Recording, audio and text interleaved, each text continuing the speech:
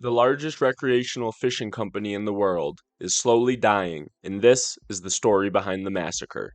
This story will go behind the scenes and cover all relevant information regarding the Sycamore Partners' deadly 2019 acquisition of Pure Fishing. To most anglers and casual fishermen, Pure Fishing will not ring a bell as a prominent company. I would bet that Pure Fishing is far more known within the corporate world than within the fishing world. This is due to the brands being prominent. What the anglers know and see are Berkeley, Abu Garcia, Ugly Stick, and many others. One step further removed from this is the private equity firm that owns Pure Fishing, Sycamore Partners. Before I continue, it is necessary that I make a major legal disclaimer. I am a former Berkeley fishing engineer, which is a company within Pure Fishing. Technically, I was employed by Pure Fishing. As with all corporations, they make you sign an NDA upon employment acceptance. Considering this NDA, I need to be extremely cautious as a lawsuit from Pure Fishing or Sycamore Partners would completely destroy my life. These are multi-billionaires. Of course, there's a lot of insider information that I know that I would love to be able to provide, but I legally cannot. Because of that, everything in this video will only contain factual public information. I will make no accusations or assumptions and rely solely on factual information that is available to the entire public. All sources used throughout this video can be found cited in the description. I will remain completely unopinionated and only allow what Sycamore has done to themselves to speak for themselves. If I could say more, I would. Hey everybody, just wanted to pop in from the station as I create, research, edit this video. I just wanted to pop in and say I'm going to take the next 5 to 8 minutes to do a little breakdown on private equity and some of Sycamore's past as it relates to some other major companies and their bankruptcies like Staples and Friendly's. If you do not understand private equity, I definitely recommend watching these next 5 to 8 minutes. It's just going to be a very basic understanding of it, just so that the part that relates to Pure Fishing actually makes sense. And if you already do understand private equity and you just want that Pure Fishing sauce, skip to right here. To start, I want to quickly break down what a private equity firm actually is, how they get their money, and how they make their money. To make it as simple as possible, private equity is the investment of equity capital into private companies, those who do not offer stock to the public. Basically, a private firm with a lot of money invests into a company hoping to grow that company and increase their own money. On paper, the goal is to find a company with growth potential, invest into that company allowing them to grow, and you both profit. This is a win-win. In reality, this is not the case. What these private equity firms are actually doing is purchasing struggling companies with the hopes of bankrupting them and cashing out. In some cases, the company doesn't even have to be struggling that badly if the firm can manage enough ways to force debt onto itself so that it can buy it up for pennies on the dollar. Owning massive amounts of company debt and utilizing strategic bankruptcies to rid unwanted financial obligations is what allows these firms to succeed. Let's take a quick look at this awesome peer-reviewed article from the Social Science Research Network board that determined companies backed by private equity are 10 times more likely to go bankrupt. Now, why would companies with so much extra funding be more likely to go bankrupt? And why do these firms make billions when that happens? To paint the best picture, I will walk you through the iconic bankruptcies of Friendly's Restaurant and Staples and how Sun Capital and Sycamore Partners made billions while employees suffered. To do so, I will be relying heavily on the works of Lynn Paramore in her interview with Brendan Ballou, a federal prosecutor who served as special counsel for private equity in the Justice Department's Antitrust Division. He is also the author of the book Plunder, Private Equity's Plan to Pillage America. If this is your first time hearing of private equity, I highly recommend reading the book to gain a better understanding of the terror we are facing in America. This interview was published on the Institute for New Economic Thinking. As I previously mentioned, all sources are in the description. Reading through Ballou's take on private equity firms will scare you and leave you hopeless as a regular American. Here's a summary of his statements, paraphrased in my own words. The scariest thing relating to private equity is the fact that there is zero accountability within the US legal system. These firms are like vultures that pick companies dead, leaving them riddled with debts, layoffs, and bankruptcies. They have proven time and time again that their tactics are evil as they prefer to prey on vulnerable people in society like nursing home residents. At the end of their day, their goal is money and the stakes do not matter. There is a reason why they are multi-billionaires. Friendly's was an early icon created by two brothers who found mass success and spread of their small restaurant after the ending of World War II. Eventually, after 44 years of success, they retired and sold the company to Hershey's Corporation in 1979. In 2007, Sun Capital acquired Friendly's. Almost immediately, they sold off assets, held mass layoffs, and eventually, in only 4 short years, pushed the company into bankruptcy. Luckily for Sun Capital, they owned the company and were the largest creditor. Of course, this was planned. This meant that they could simply move Friendly's to a different sector within the firm due to credit bidding. They owed so much forced company debt that they simply chose to now forgive this debt. On paper, this debt is worth a lot more than what Sun Capital actually paid to acquire it, but to challenge the bid, others would have to provide real money to the on-paper amount of debt. This allowed Sun Capital to remain in control without a fight. But why? This bankruptcy and internal move allowed them to be off the hook for all employee pensions which were promised, saving Sun Capital millions to billions of dollars while the average American suffered. In the end, Sun Capital ends up with the entire Friendly's chain to themselves at an insanely reduced cost, and they no longer have to pay these promised pensions. These firms are disgusting. I know, you want the pure fishing sauce. Let me cover one more bankruptcy regarding Staples and how Sycamore was able to cash out $1 billion. This is important because Sycamore Partners currently owns Pure Fishing. Not included in this story are the bankruptcies of Belk, Nine West, and Aeropostale, which were all also caused by Sycamore Partners. For all of these companies, the story was the same. Average Americans get screwed with mass layoffs while billionaires make more money. Not only that, but Sycamore Partners have a terrible rating when it comes to health and safety, wage and hour, and environmental violations. They have no regard for those that work for them. Trust me, I saw this on a first-hand basis. When it comes to Staples, Sycamore Partners bankrupted the company and took out a $1 billion dividend for themselves. How they did this was by continuously pulling equity for poor company acquisitions. An example would be the $300 million pull to acquire Ascendant Incorporated.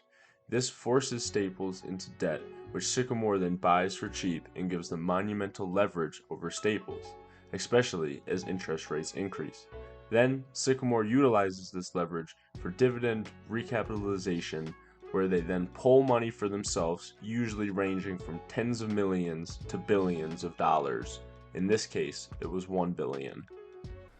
Hey everyone, I just wanted to pop in one more quick time for another minute or two before I get into this pure fishing section of this kind of story. And just say that I hope you're enjoying this content, and if you do enjoy this content and the other content on my channel, and you actively plan to, keep coming back to each video, it would really help me out if you subscribe to the channel and give a like on this video. If you of course do not like this content or my other content, then I do not recommend subscribing. But it would really help out if you do actively plan to keep coming back and clicking each video as they come up. Then click on the sub button does really help out, and I would really appreciate it. But I wanted to also take a quick second to talk about how amazing the pure fishing team at Spirit Lake at the last Berkeley, really the only ever Berkeley United States manufacturing plant.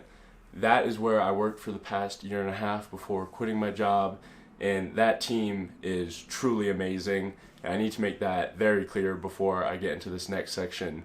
I've worked at 4 manufacturing plants before in my life, and all of them have been good.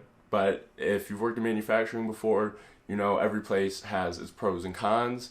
And this plant, by far in terms of people on the manufacturing level, is just incredible and was only pros. I worked in the soft bait packaging department, and pretty much me and my boss did a lot of, choosing how bait packages look, like how your power bait, gulp, max scent, like how your packaged soft baits and your trout dough looks on the shelf.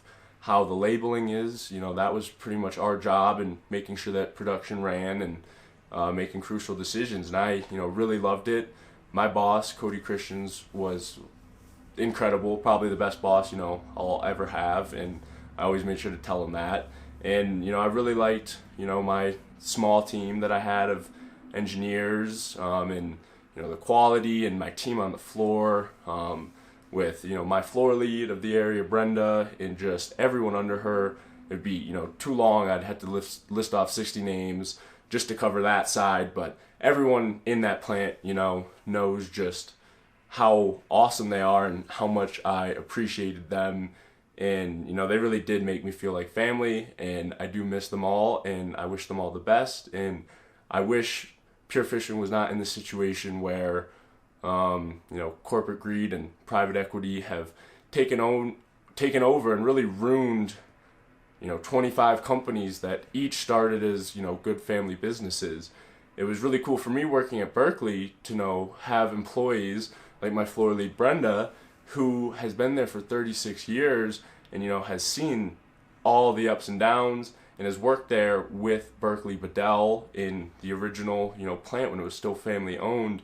It was just so cool hearing about what it used to be like, and how it going corporate, and then the next level when private equity became involved, how that's just shifted the company. But yeah, that's just a little segment I wanted to go into. So I'm going to jump into the pure fishing part now, and I hope you've been enjoying this video. And yeah, I hope I've made it enough moving parts. As normally my content relates around cinematic stuff, fly fishing content, stuff that's outside, not this style of editing with lots of photographs and little quick cuts and clips from stuff. So I hope I'm keeping it moving enough and short enough to get to the point. But let's jump into pure fishing, and thanks for watching. Well, you finally made it to the good stuff. I am assuming if you are watching this channel that you are an angler, so this will be the most relevant section for you. If you did just skip here and find some of this upcoming terminology and information regarding private equity confusing, then I highly recommend going back and watching up until this point. Pure Fishing is the corporation behind some of the most notorious brands in fishing history, owning over 20 across the globe. To name the few largest: Berkeley, Abu Garcia, Penn, Ugly Stick, Savage Gear, Plano, and Shakespeare. These brands consist of some of the most iconic fishing gear of all time, like Berkeley Power Bait and Trilene. I could talk a lot more about the brands, but that isn't as interesting. How is Sycamore killing Pure Fishing like it did to Staples and many others? Well, similar to Staples, Pure Fishing continues to take on debt-based acquisitions, at times with zero cash flow. This plunges Pure Fishing into serious debt, which Sycamore then purchases for pennies on the dollar. The Moody financial report that came out in April of this year shocked the fishing world. With a 15% drop in sales, over $100 million in warehouse inventory, and no cash flow, Pure Fishing's probability of debt default was elevated to a very high risk. It is very interesting that during this time, two major companies were acquired by Pure Fishing, Plano Synergy and Svensson Sport. The more frustrating one of the two for me was the Svensson acquisition in February of 2023. Somehow, as I watched numerous friends and coworkers get laid off in February and March to cost manage, the company was able to afford a $153 million acquisition. Well, this is because they couldn't afford this acquisition, and all of that money went straight to debt.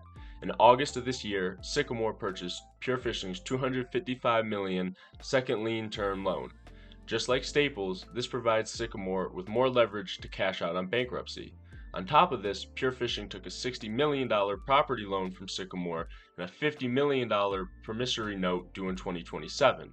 Just like purchasing debt, these transactions only fuel Sycamore's leverage and ensure that if they decide to pull the rug, they get paid. For now, we just have to sit back and watch as Pure Fishing slowly dies and private equity kills America. Until both parties of our government are reevaluated and donations from private firms are properly and legally eliminated, we will continue to suffer. I think Sam Bankman-Fried and his absurd amount of donations to both parties is a perfect example. He gave tens of millions of dollars to both the Democratic and Republican parties to help keep the fraudulent nature behind FTX hidden. This is the same with private equity. They control the legal system. And until there is major change, it will be us regular Americans who continue to suffer. Thank you again for taking the time to watch, comment, like, share, or subscribe either this video or any of my other content, now and in the past or in the future. This was kind of a new video concept for me, and I do all the editing and research and narration myself, so it did take some time and effort, so I do really hope that you enjoyed the story. But yeah, stay tuned for new content to come. We're getting into winter, so hopefully getting into some boarding and skiing and maybe some ice fishing. But thank you again, and as always, tight lines.